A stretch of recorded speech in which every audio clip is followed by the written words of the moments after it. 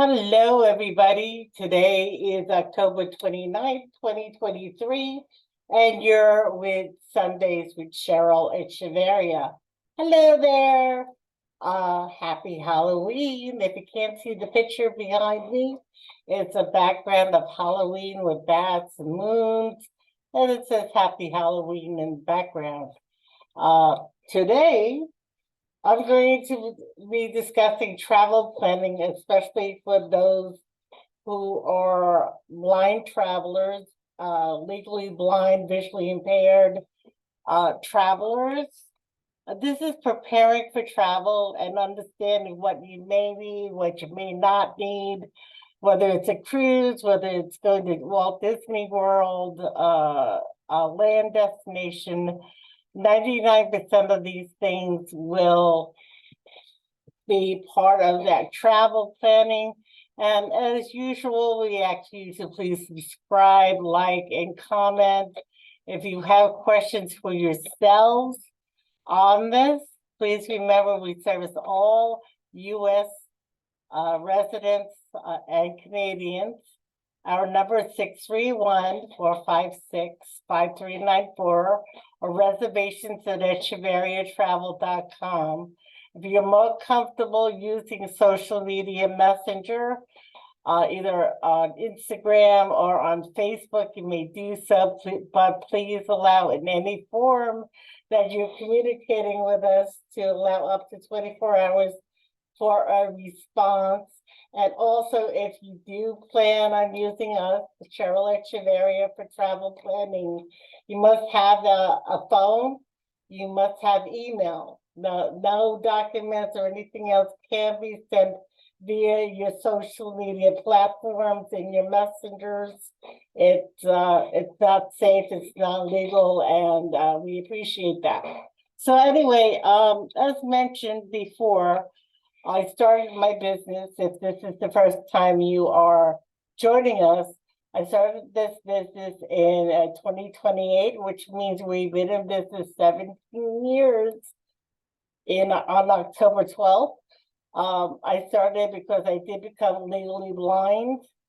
I also have other medical issues, which I need to use mobility scooters, canes, walkers, and planned just like it would help you guys plan for your trips. So if you're interested, I'm also going to put in the description below 2 groups on Facebook you can join. You don't have to be on Facebook. There's a link there that you can put in. And even if you're not on Facebook, you can join, but you must be willing to participate. And it is for people who want to travel and travel in a group with like-minded people who want to do the same thing. So please remember that when joining, what is called Echeverria Travel, or it just says special needs, disabled and special needs adult travelers. So that's one of them. And the other is for anybody who wants to travel, not necessarily with a special need or disability, but it's Echeverria Travel dash travelers. We service only adult travelers. Like I said, special needs, disabled, 55 plus. Then we do the U.S. destinations, Europe, Africa, Asia, but we mostly stay within the Caribbean, the United States, for traveling groups. And again, we usually take about a year and a half out to arrange it. That way everybody's on the same page for paying, or if you need a payment plan, we offer those as well. So let's get started. Number one recommendation for anybody, especially the person with visual impairments, is to plan where you would like to go. This is for anybody out there. Where do you want to go and why do you want to go there?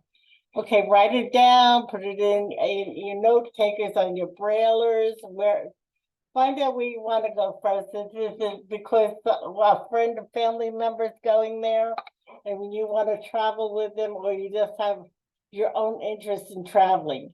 Number two, are you able to travel by yourself as a solo traveler without the need of assistance once you get there? Because I'm going to state this with a heart and empathy, not as a no, wagging my finger at you. And I know this because other blind people have said this to me, and it's not the way you go about traveling. That they wait till they get to the destination and they ask the employees there for help all the time. Or if they're going on a bus trip, they want one of the other passengers and tour guides to be their sighted guide. They are not there just for you. They are there for everybody in the group. Like I said, it's with empathy. I'm not trying to be a mean-spirited person, but that is not for you, okay? So if you're a solo traveler who's independent, that might need a couple of pieces of direction that's different.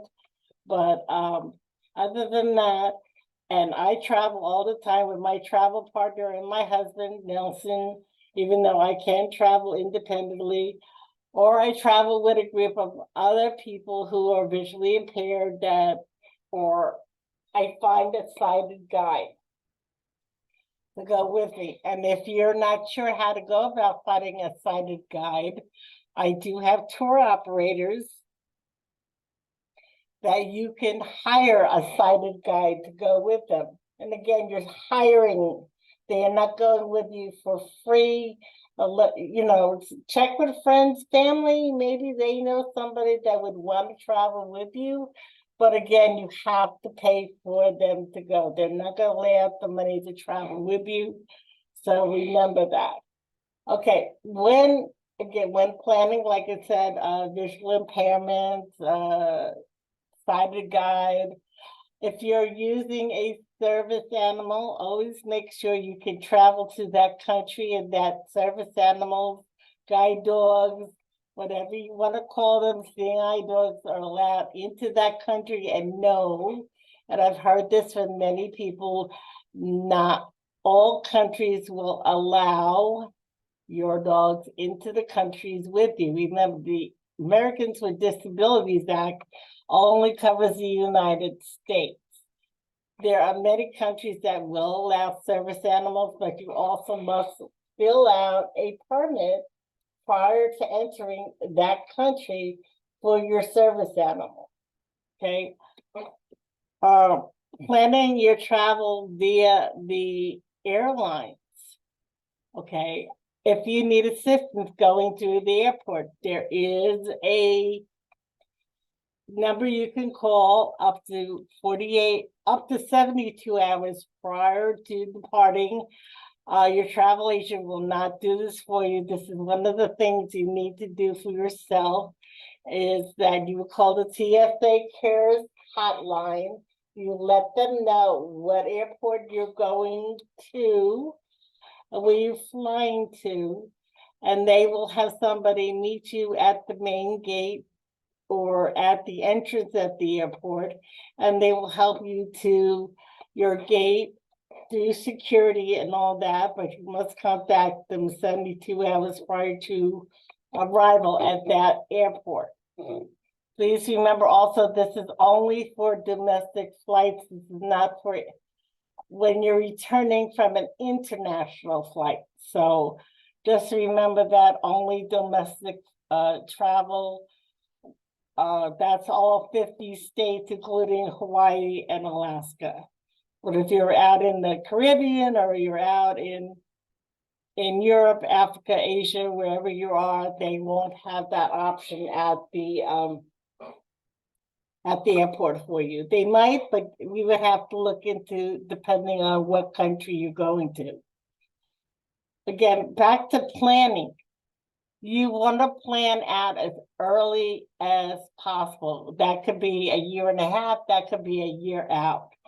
So that way If you're going by cruise line, if you're going by a tour operator, that they know you have a disability and many blind people can get on the bus with no problems whatsoever. They use their cane, they use their guide dog. They don't need a special bus. You don't need a special bathroom. Even with a guide dog, you don't need a bigger room for the bathroom. But you also need to let them know if you do want one. Remember, they'll ask you if you were in a wheelchair. 9 out of 10 times, if you're not using a wheelchair, you will not be able to use a wheelchair accessible room. Again, if you have other disabilities besides being visually impaired, yes, but they will question you upon that. Finding tours and all that can work with the visually impaired and disabled. Yes, it may take longer to find those tour operators versus somebody that is not. There are many, many more tour operators out there that do disabled travelers. I've worked with Wheel the World, that is mostly wheelchair travelers, but they are working with other disabilities as well. So don't knock until you try it. I'm going to focus in on one particular destination. A lot of my clients who are blind that love traveling to, so you can understand how to plan out your trip, especially if you're on a budget.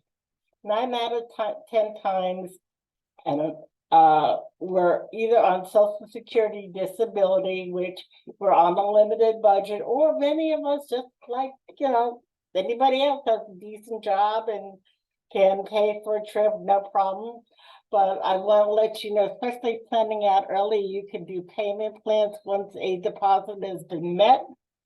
And you could, on a cruise, you could do a payment plan and do payments up to 120 days prior to cruising. It has changed from 90 days to 120 days, all the way up if you're going to Walt Disney World or Disneyland or any of the Disney destinations, 45 days prior to arrival. So I'm just going to focus on Walt Disney World because I've had a lot of experience there. And I have a lot of clients who love going there, especially when they do the private tours of behind the scenes and animal interactions and all that.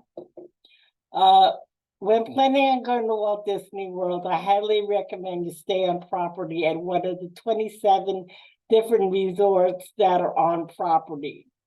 And many people think they need to be at the most expensive monorail hotels of Walt Disney World when they're traveling there, only because the convenience of the transportation. Well, guess what? There are 4 theme parks, 2 water parks, a shopping area, and so much more. So unless you don't want to go to the 3 other parks like Epcot, Animal Kingdom, and Hollywood Studios, staying at the monorail resorts is not going to help you when you want to go to the other parks. It will help you get around and get from your hotel room to the main gate of Walt Disney World, but it will not help you to get to the other theme parks. All of the resorts at Walt Disney World have either bus transportation or water transportation that will get you to Epcot, that will get you to Animal Kingdom. They even have the Skyliner that goes from Epcot to Hollywood Studios, which is a fantastic way to get around. And, if you're blind, you also want to make sure you could afford to stay at that luxury resort, because the ones around that are really, really close to that particular park are going to be the most expensive ones. The ones that are a little further back from that park is going to be a little less, like the moderate priced hotels. So if you're thinking of maybe staying at the Polynesian, the Contemporary, The Grand Floridian, those are the ones that are the luxury hotels over by Monorail, over by Magic Kingdom. If you're going to want to stay over by Epcot, that's the Boardwalk and Yacht Club. If you want to stay over by Animal Kingdom, there's the Animal Kingdom Lodge. And that's the furthest park away only because they also have animals on their property, so they need a bigger resort property option for them. The next step down is the moderate resorts, whether you're staying at Port Orleans, Key West. I'm trying to think of some of the other moderate priced hotels, but we always stay at Port Orleans Riverside Hotel. It is fantastic. You feel like you're staying in New Orleans. And then also you got the value resorts, which are the all-star, all sports, all movie. And those are the least expensive of the resorts. So, but all of these have all transportation to and from all the parks. You get on the bus that's going to that park, and you don't get off until you get to that park. The one problem is with the bus stations, there are so many buses there that you may need assistance finding your bus getting back to your resort. You just have to ask a cast member at the bus area to help you find that bus. So that's the only thing you need to do. Now, once you're in, once planning your trip to Walt Disney World, the other thing is, and I know it's accessible, you download the app for Disney Genie. And this will help you arrange all your things for the theme park. Now, as of right now, if you're planning your trip to Walt Disney World, you have to plan out what day of the week you're going to which park and make sure that day is open. Starting January 1st, 2024, which most of you will probably be doing, you no longer need to do that. So you're going to need to purchase not only your hotel stay, you're going to have to purchase your tickets. And if you want food or any tours you want to do at behind the scenes tours at Disney, and you want to do that when you're planning with your travel agent and letting them know exactly what you like to do. If you're not sure, then sit down with them and ask them, hey, what's available at Disney? Or you could go to echeveriatravel.com and you can find my link to all things Disney and put in either Disneyland, Disney World, Disney Cruise Lines, the Hawaii location, and Adventures by Disney. So it's all there for you to look up, explore, and plan your trip out. Years ago, you never had to plan your trip to Disney, but now you do. You have to plan, the day you want to go to that particular theme park. You got to plan what rides you want to go on. You got to plan your dining reservations. You have to plan because there's so many people there that these things sell out, and you do not want to be online for 3 hours on a particular ride and you can't get on. There is assistance once you get to Walt Disney World that you could get a D as in David, A as in Apple, S as in Sam pass, and you go to guest services at each one of the parks once you get there, and you can apply for that.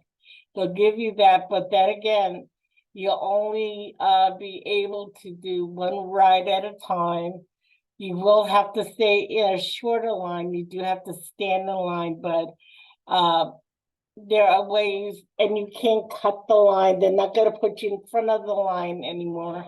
And if you're traveling with a service animal and you're going on a roller coaster type ride, when you get to the beginning of the ride, you can put your service animal into a crate until you get off the ride, or you won't be able to travel with your friends unless your friend stays off the ride and holds the dog for you. So But I've taken my guide dog Max when he was alive to Walt Disney World, and we've done It's a Small World. We've done the Ariel rides, the Haunted Mansion rides. I am not a roller coaster ride, so he was allowed on all the rides that were roller coaster rides because there's no way to strap your dog in. It's unsafe for them to travel in.